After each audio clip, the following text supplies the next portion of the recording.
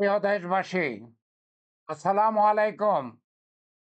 আমি আপনাদের পান্না ভাই বলতেছি, মুক্তিযোদ্ধা পান্না, আমেরিকা থেকে। একটা অত্যন্ত অত্যন্ত জরুরি এবং সাংঘাতিক খবর দিয়ে আমি আজকের ভিডিও শুরু করব।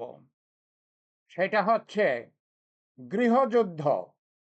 গৃহযুদ্ধ শুরু হয়ে গেছে, আমি বেশ কিছুদিন আগেই একটা ভিডিওতে বলেছিলাম। আজকে আপনাদেরকে আমি কিছু প্রমাণ দেখাতে পারবো গৃহযুদ্ধ শুরু হয়েছে। শুধু গৃহযুদ্ধ শুরু হয় নাই, ভারতের সেনাবাহিনী ভারতের সেনাবাহিনী আমাদের বাংলাদেশকে আক্রমণ করেছে। আমি সেটারও প্রমাণ আপনাদেরকে দেব। এবং গৃহযুদ্ধ যে শুরু হয়েছে চট্টগ্রামে, পার্বত্য চট্টগ্রামে, সেটা আমার কথা নয়, সেটা ভারতের মিডিয়া বলতেছে। আমি সেটাও আপনাদেরকে দেখাবো।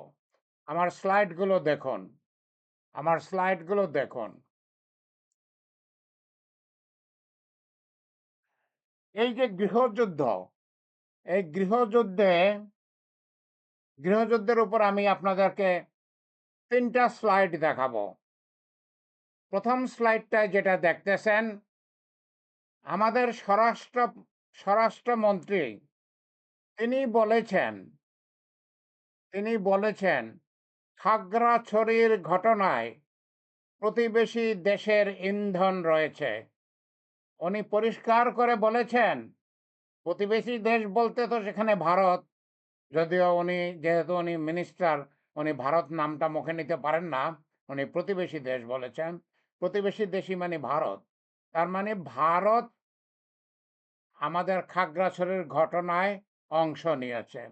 এটাই আমাদের এটাই আমাদের স্বরাষ্ট্রমন্ত্রী বলেছেন। পরের স্লাইডটা দেখুন। ভারতের কলকাতার ক্যালকাটা ডায়ালগ, সেই ক্যালকাটা ডায়ালগের যেই বক্তা, সে কি বলতেছে?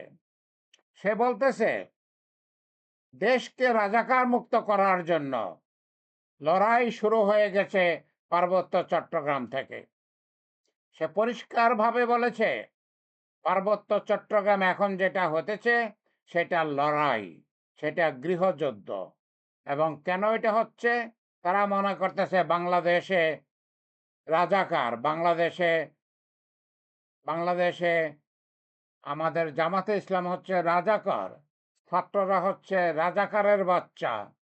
এই রাজাকারের বাচ্চা এবং রাজাকার থেকে মুক্ত করার জন্য বাংলাদেশকে যুদ্ধ শুরু হয়ে গেছে। কোথা থেকে শুরু হলো? পার্বত্য চট্টগ্রাম থেকে। পরিষ্কার করে ভারতের ক্যালকাটা ডায়ালগ এই কথা বলতেছে। আরেকটা স্লাইড দেখুন। এটাই হচ্ছে আশ্চর্য হওয়ার মতো স্লাইড। এখানে দেখুন, একটা যুদ্ধ চলছে, দেখুন এখানে যুদ্ধ চলছে। খাগড়াছড়িতে পাহাড়ি ও আওয়ামী লীগের সঙ্গে ভারতীয় সেনা, ভালো করে দেখুন, ভারতীয় সেনা। তার মানে কি? পার্বত্য চট্টগ্রামে যে যুদ্ধ হচ্ছে সেখানে পাহাড়িরা আছে, আওয়ামী লীগরা আছে। আমি সবসময় বলে আসতেছি, আওয়ামী লীগ আমাদেরকে ছেড়ে দেবে না। শেখ হাসিনা পালিয়ে যাওয়ার পর থেকে গত 11 মাস যাবৎ যেই ষড়যন্ত্র করতেছে, 32 লক্ষ কোটি টাকা সে বাংলাদেশ থেকে পাচার করে নিয়ে গেছে। তার তো টাকার কোনো অভাব নাই। সে 32 লক্ষ কোটি টাকা বাংলাদেশ থেকে পাচার করে নিয়ে গেছে। সেই গত 11 মাস যাবৎ যেই ষড়যন্ত্র করতেছে, এই যে দেখুন সেই ষড়যন্ত্রের ফল। সে যুদ্ধ শুরু করেছে এবং যুদ্ধ শুরু করেছে। কারা করতেছে যুদ্ধ? এই এই স্লাইডটাই বলা হচ্ছে, ওখানে পাহাড়িরা আছে, আওয়ামী লীগ আছে এবং ভারতের সেনা আছে। এই যে অস্ত্রটা দেখতেছেন, এটা হচ্ছে একটা অটোমেটিক মেশিন গান, এলএমজি। এটা একটা automatic machine gun, light machine gun. এই যে অস্ত্রটা দেখতেছেন, এটা আরেকটা ভার্সন, অটোমেটিক মেশিন গান। এবং এই যে সৈন্যটা দেখতেছেন, এটা একটা সৈন্য, এটা একটা ভারতীয় সৈন্য, পরিষ্কার বোঝা যায়। শুনুন, আমি থেকে ভারতে ট্রেনিং নিয়ে মুক্তিযুদ্ধ করেছি। ভারতীয় সেনা আমার সঙ্গে যুদ্ধে এসেছিল। আমি তো দেখলে বুঝি যে কে ভারতীয় সেনা। এটা হচ্ছে ভারতীয় সেনা, এটা হচ্ছে ভারতের অস্ত্র। এটা হচ্ছে এই যে এটা হচ্ছে ম্যাগাজিন। এটা ম্যাগাজিন, এখানে ৩০ টা গুলি থাকে। ওকে? এবং এইটাও আরেকটা মেশিন গান, এটা একটু অন্যরকম, এটা ভিন্ন দেশের। তো দেখেন যে ভারতীয় সেনা, ভারতের মিলিটারি এই যুদ্ধে অংশগ্রহণ করতেছে। মানে কি? মানে কি? মানে হচ্ছে যে ভারত আমাদেরকে আক্রমণ করেছে। অলরেডি আক্রমণ করেছে। ইতিমধ্যেই আক্রমণ করেছে। আক্রমণ করবে সেইটা আর নাই। আক্রমণ করেছে। গৃহযুদ্ধ চলছে। প্রিয় দেশবাসী, আপনারা কি করবেন? আপনারা কি করবেন? প্রিয় ভাইয়েরা, যাদের গায়ে শক্তি আছে, যাদের হিম্মত আছে, যাদের গায়ে শক্তি আছে, যারা হিম্মত আছে, তারা কি করবেন? শুধু দেখবেন, না টোপলা-টপলি নিয়ে পালানোর ব্যবস্থা করবেন, নাকি যুদ্ধে আগায় আসবেন? আসুন, আমার সঙ্গে আসুন। আমি মুক্তিযোদ্ধা পান্না, আবার যুদ্ধে নামব। বাংলাদেশ সরকার আমাকে ডাকলেই আমি আমেরিকা থেকে বাংলাদেশে চলে আসব। আমি আবার যুদ্ধে নামব। আমি আমার বাংলা মাকে, আমি আমার বাংলা মাকে মুক্ত রাখবো, পরাধীন হতে দেব না। যেই বাংলা মাকে স্বাধীন করার জন্য 1971 সালে ইউনিভার্সিটি ছেড়ে দিয়ে ভারতে ট্রেনিং নিয়ে মুক্তিযোদ্ধা হয়ে আপনাদের সহায়তায় যুদ্ধ করেছি, বাংলাদেশকে স্বাধীন করেছি। সেই স্বাধীনতা পরাহত হচ্ছে, সেই স্বাধীনতা ভারত কেড়ে নিচ্ছে। আমরা বাংলাদেশিরা চিরজীবনের জন্য ভারতের দাস হব না, ভারতের দাস হব না। আমরা ভারতের করায়ত্ত হব না। ভারত সিকিমকে করায়ত্ত করে নিয়েছে, একই ছলচাতুরি বাংলাদেশের উপর এখন করা শুরু করলো। তারা অলরেডি তারা অলরেডি তাদের সৈন্য দিয়েছে এই আওয়ামী লীগের লোকের সঙ্গে, এবং এটা পাহাড়ি, এটা পাহাড়ি, এটা ভারতীয় সৈন্য, এবং এখানে আওয়ামী লীগের লোক আছে, এখানে আওয়ামী লীগের লোক আছে। এখন আর আপনাদের মনে কোনো সন্দেহ থাকা উচিত না। পরিষ্কার, পরিষ্কার, পাহাড়িরা, আওয়ামী লীগাররা এবং ভারতীয় সৈন্যরা পার্বত্য চট্টগ্রামের খাগড়াছড়িতে বাংলাদেশের সেনাবাহিনীর সাথে যুদ্ধ করতেছে। শুনুন, বাংলাদেশের সেনাবাহিনী মাত্র ১.৫ লক্ষ, এবং তার মধ্যে হয়তো ৫০,০০০ আছে বিদেশে মিশনে। বিদেশে তারা বিদেশে তারা শান্তিরক্ষা বাহিনীতে গেছে। তাহলে হয়তো আছে ১ লক্ষ।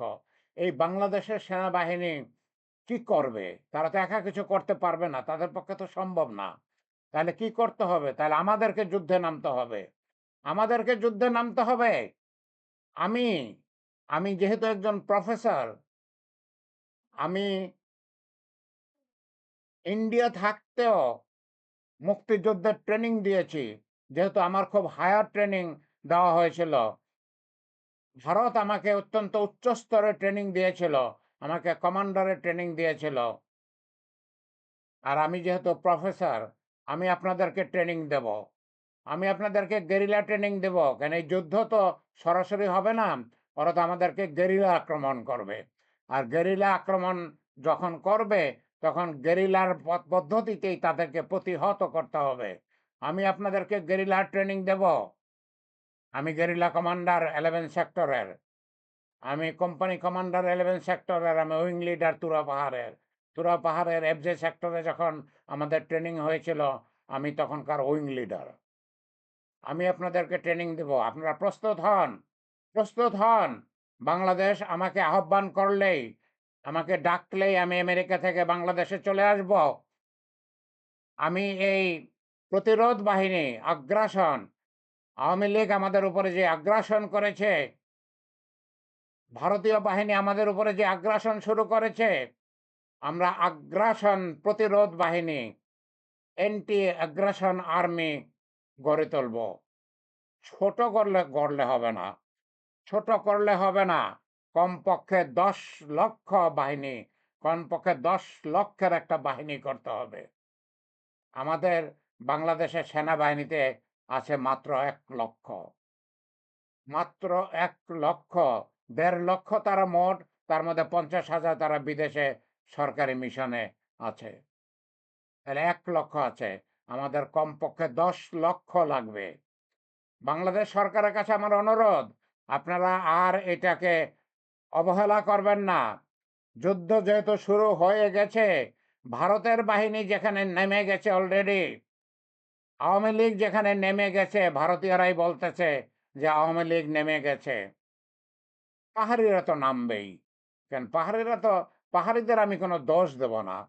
কারণ পাহাড়িদের ভিতরে বাঙালিদের ঢুকিয়ে দিয়ে একটা ঝামেলা সৃষ্টি করেছে, এটা জিয়াউর রহমান সাহেব করেছিলেন।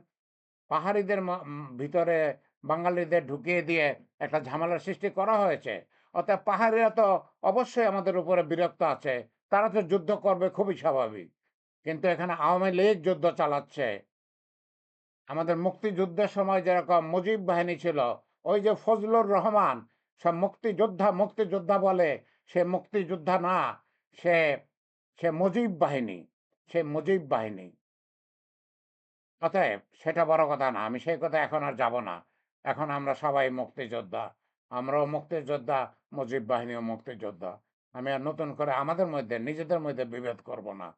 তবে ফজলুর রহমান মুক্তি বাহিনী না, আমি মুক্তি বাহিনী। ফজলুর রহমান সে নিজের মুখে বলেছে, এটা আমার কথা না, সে নিজের মুখে বলেছে সে মুজিব বাহিনী।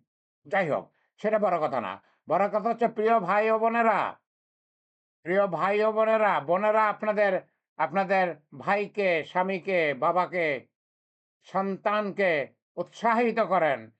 দেশকে বাঁচায় রাখতে হবে। তা না হলে তা না হলে কি হবে সেটা আপনারা বুঝতেই পারেন। আমি সেটা মুখে বলতে চাই না। আমি সেটা মুখে বলতে চাই না। কিন্তু যদি আমরা পরাধীন হই, তাহলে ভারতীয় বাহিনী যখন আমাদের আমাদের কর্তা হবে, আমাদেরকে শাসন করবে, আমাদের বাংলার মা-বোনদের কি অবস্থা হবে সেটা বাংলা মা-বোনরা কল্পনা করে নেবেন। অতএব সেই অবস্থা থেকে বাঁচার জন্য আপনারা আপনাদের ঘরে যেসব পুরুষ আছে, যারা সক্ষম, যারা অস্ত্র ধরতে পারবে, তাদেরকে তৈরি করুন, তাদের তৈরি করুন। আমি গেরিলা কমান্ডার পান না, কোম্পানি কমান্ডার পান না, উইং লিডার পান না। আমি আপনাদের সঙ্গে আছি। বাংলাদেশ সরকার আমাকে আহ্বান করলেই আমি চলে আসব। বাংলাদেশ সরকার আমাদের আহ্বান করলেই আমি চলে আসব। প্রিয় দেশবাসী, দয়া করে আমার চ্যানেলটা সাবস্ক্রাইব করবেন। যদি না করেন, আমার আর করার কিছু নাই। এখন যুদ্ধ শুরু হয়ে গেছে। এখনো যদি সাবস্ক্রাইব না করেন, আপনাদের ইচ্ছা, আপনাদের ইচ্ছা। আমার সাথে যোগাযোগ করতে চাইলে এই পাতার মধ্যে আমার ফোন নাম্বার এবং আমার ইমেল অ্যাড্রেস আছে। যদি আমার সঙ্গে যোগাযোগ করতে চান, করতে পারেন। ওকে? প্রিয় দেশবাসী, যুদ্ধ শুরু হয়ে গেছে। আমাদেরকে আর ঘরে বসে থাকলে চলবে না। আমাদেরকে প্রস্তুতি নিতে হবে। বাংলাদেশ সরকারের কাছে আমার অনুরোধ, আপনারা কমপক্ষে ১০ লক্ষের একটা প্রতিরোধ বাহিনী গড়ে তোলার ব্যবস্থা নিন। আপনারা ১০ লক্ষ সৈন্যের জন্য আর্মস জোগাড় করেন। আর্মসগুলো খুব ভালো আকারের আর্মস হবে।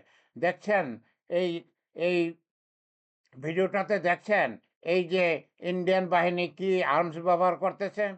এরা মেশিন গান ব্যবহার করতেছে। এরা এসএলআর ব্যবহার করতেছে।